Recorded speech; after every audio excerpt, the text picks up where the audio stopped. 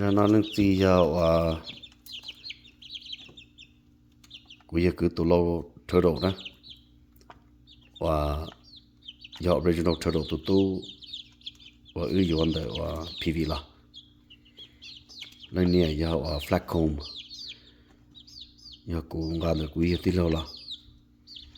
Rana ya ija wa ku che she hang na thali mo cho tao xa tu Only ya pay to low or blow to go. More blow to your flat comb na pay to such ya. Wa jana ti ya wa ta ko ha cha li na la ya wa.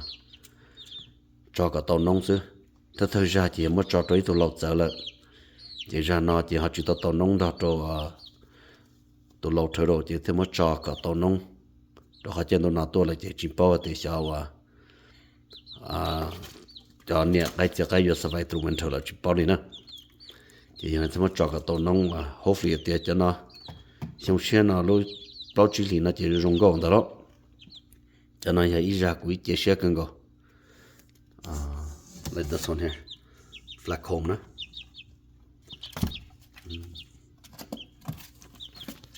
cho nó đủ ya li thở độ mà bao đủ họ bao cho đa thiên gia đó đông vậyว่าflat comb mà lớn nè cứ là sim brown á thì mà tao cho mình nhọ tròn cha cứ trở cho thay đổi chếว่าcho mình nhọ đủ rồi nè rồi chế xe cần go chế xe thìว่าxong xe nó tới rồi cho nó giờว่าpromising thế thay đổi cho tu cho xong nó cũng cho tao biết tu thế thì màว่าhọ giờ chỉ cho flat comb họ cho lớn nè umbrella so cho nó quý chế xe cơ thế thì sẽ chế xe và ta cái lô oli pe li xe và cho nó rồi lý chán á họ cho nó chế và cho cái tàu nông sư chế và lo dù mà lấy thay tất cả tụi này sai này cho nó